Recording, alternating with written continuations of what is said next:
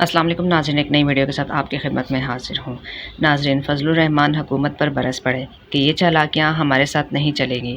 ایک طرف ہم سے مذاکرات کی باتیں کر رہے ہو، دوسری طرف ہمارے پارلیمنٹ کے اراکین کو اغوا کیا جا رہا ہے۔ چلیے ناظرین، ویڈیو دیکھتے ہیں، پھر اس پر بات کرتے ہیں۔ ویڈیو پر جانے سے پہلے آپ سے ریکویسٹ ہے کہ میرے چینل کو سبسکرائب کر بیل نوٹیفیکیشن کو آن کر لیجیے۔ ایک بات جو ہم مسلسل مفاہمت کے جذبے سے کہتے چلے آ رہے ہیں، ہمیں کچھ ایسی رپورٹس مل رہی ہیں کہ جیسے ہماری مفاہمت کے رویے کو حکومت جو ہے وہ اس کو آسان نہیں لے رہی۔ اس میں ہمارے ساتھ ایک طرف مذاکرات چل رہے ہیں، دوسری طرف ہمارے پارلیمنٹ کے اراکین کو ہراساں کیا جا رہا ہے، کسی کو اغوا کیا جا رہا ہے۔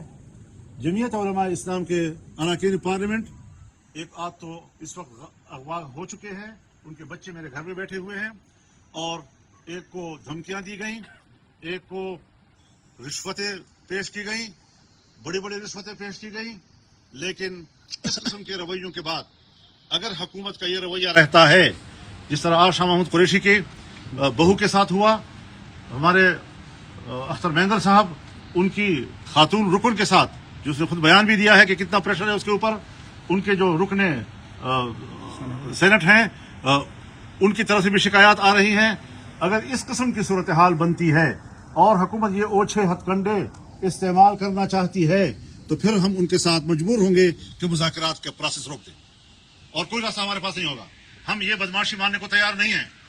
ہم سے بات کرو احترام کے ساتھ جواب دیں گے، دلیل کے ساتھ بات کرو، دلیل کے ساتھ جواب دیں گے، پورے احترام کے ساتھ دیں گے، آپ کو مطمئن کریں گے، آپ ہمیں مطمئن کریں۔ یہ سیاست کا میدان ہے۔ لیکن جو حرکتیں آپ کر رہے ہیں، پاکستان کی تاریخ میں بھی ہم نے یہ قبول نہیں کی، آج بھی اس کو قبول نہیں کیا جا سکتا۔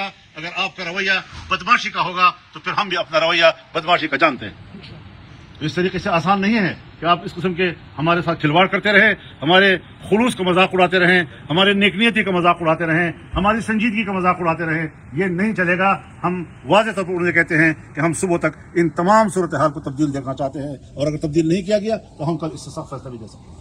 میں ایک بات کر لوں، ہم نے تمام اپنے اراکین پارلیمنٹ کو 63(1) کے تحت نوٹس جاری کر دیے ہیں کہ وہ سب اپنی پارٹی کے فیصلے کے تحت ووٹ دینے کے پابند ہوں گے، اور کل کوئی یہ شکایت نہ کر سکے کہ ہمیں تو پارٹی نے کوئی ہدایات نہیں دی۔ آپ نے کہا کہ کل صبح تک کا وقت دیتے ہیں، یہ حالات درست کر لیے جائیں۔ اگر نہیں درست کیے جاتے اور یہ سلسلہ جاری رہتا ہے تو پھر آپ کی حکمت عملی کیا ہوگی؟ تو ہم بھی ہوں گے اور آپ بھی ہوں گے۔ یہ ساری چیزیں ہم دیکھ رہے ہیں، کوئی ہمارے آنکھوں سے اوجھل نہیں ہے، اور ہم اس پر اپنا ری ایکشن دیں گے۔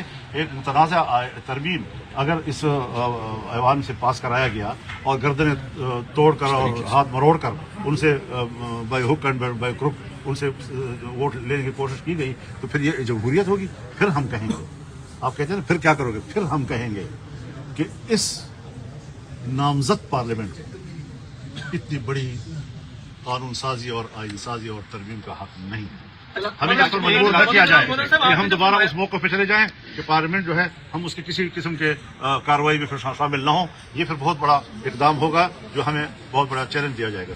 مولانا صاحب یہ بتائیے گا کیا تحریک تحفظ آئین پاکستان کو مولانا فضل الرحمان کو لیڈ کرتے ہوئے دیکھ رہی ہے کہ تحریک تحفظ آئین پاکستان کو مولانا فضل الرحمان آنے والے کچھ دنوں میں لیڈ کریں گے؟ میں پاکستان کو لیڈ کر رہا ہوں، تم